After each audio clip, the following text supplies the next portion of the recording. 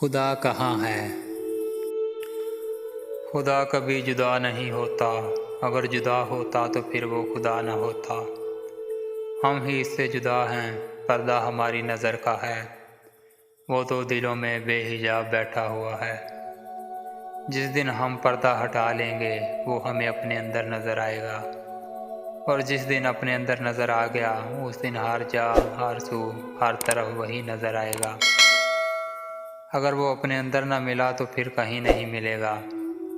ना मस्जिद, ना मंदिर में, ना मक्के में, ना मदीने में, ना काबे में, ना कलियसा में।